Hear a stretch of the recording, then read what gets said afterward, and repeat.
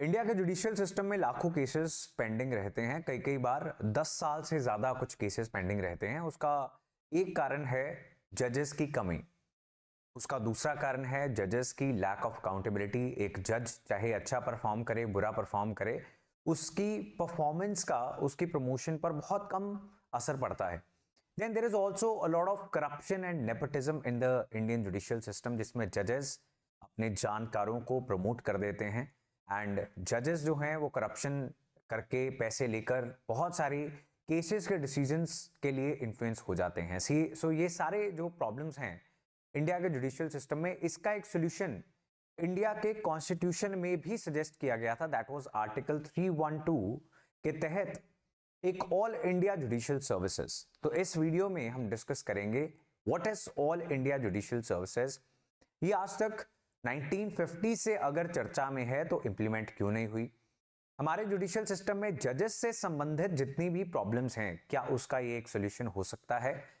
Presently जजेस को कैसे अपॉइंट किया जाता है, और अगर ऑल इंडिया जुडिशियल सिस्टम आता है तो जुडिशरी में जजेस के अपॉइंटमेंट पे क्या असर पड़ सकता है?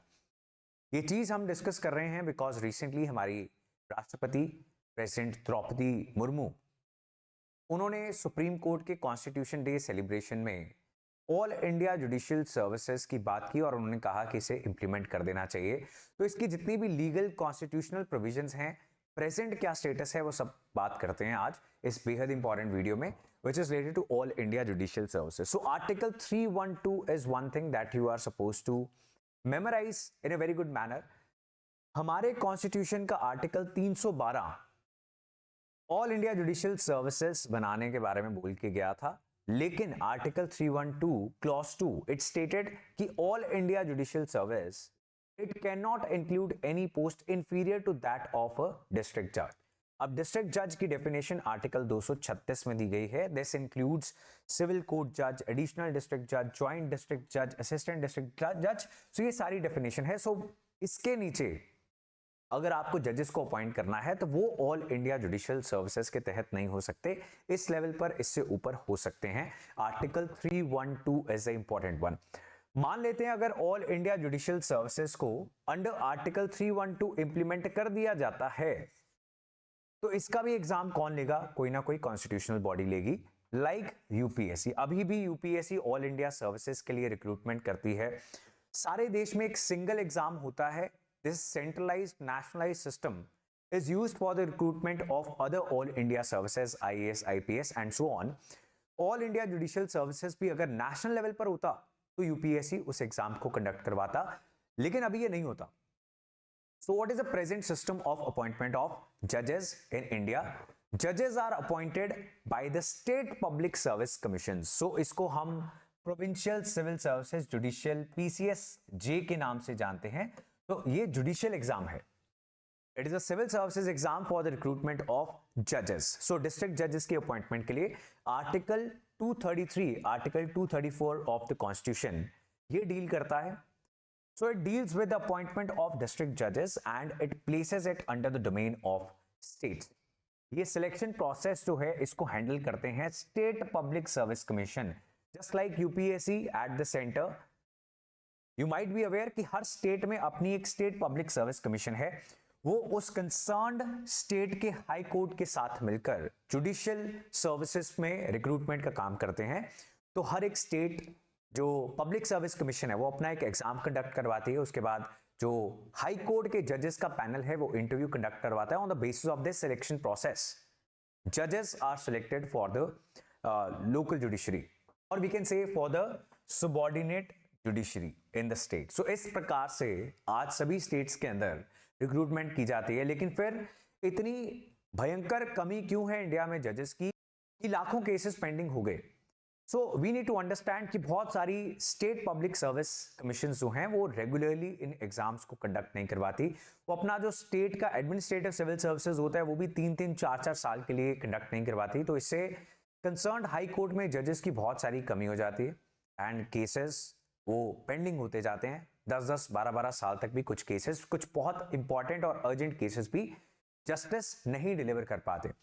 अब 1950 से ऑल इंडिया जुडिशियल सर्विस के बारे में चर्चा चल रही है। लाइक लॉ कमीशन ने 1958 की एक रिपोर्ट में कहा कि ऐसी एक सर्विस होनी चाहिए सो दैट डिफरेंट स्टेट्स के अंदर डिफरेंट पे scale, different training, different kind of procedure नहीं होना चाहिए, एक नेशनलाइज सिस्टम होना चाहिए। बिकॉज अल्टीमेटली आप सबॉर्डिनेट कोर्ट्स के बाद हाई कोर्ट्स में जाओगे, हाई कोर्ट से सुप्रीम कोर्ट्स के अंदर जाओगे, तो अल्टीमेटली डिफरेंट स्टेट से आने वाले जजेस, उनका ट्रेनिंग, उनका पे स्केल, ये सब कुछ डिफर नहीं करना चाहिए।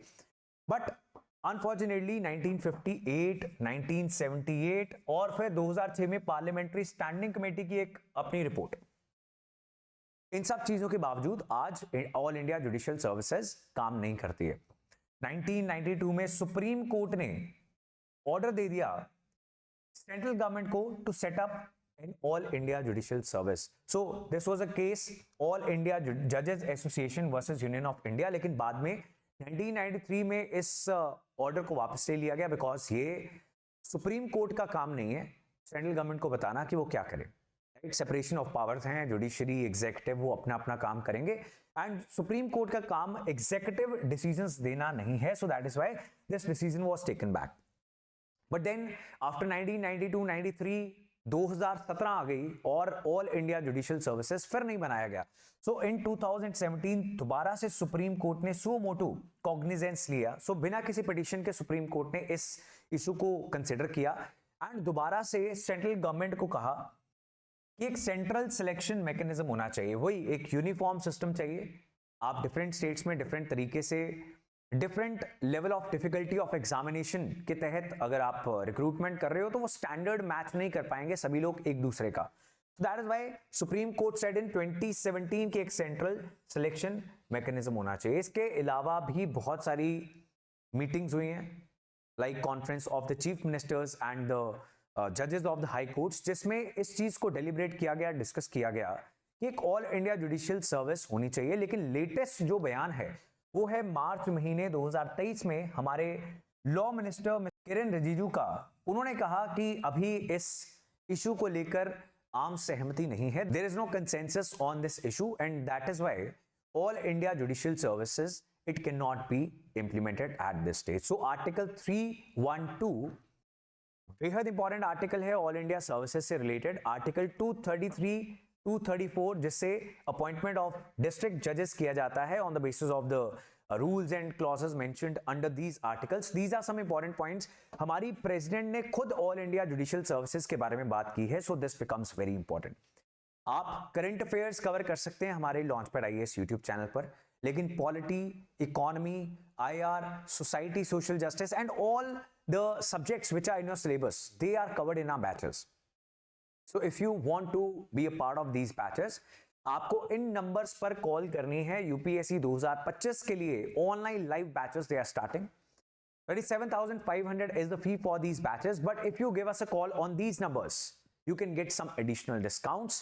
So हर रोज डेली हमारी द हिंदू न्यूज़पेपर क्लास सुबह 8 बजे YouTube चैनल पर होती है। उसके अलावा current affair videos you can find on YouTube channel, but सभी subjects they are discussed in the most simplified manner along with tests, answer writing sessions in our classes. So to know more about these batches, you can give us a call on these numbers and आप हमारे student counsellor से in touch आके जो भी आपके doubts हैं वो सारे एड्रेस करवा सकते हैं।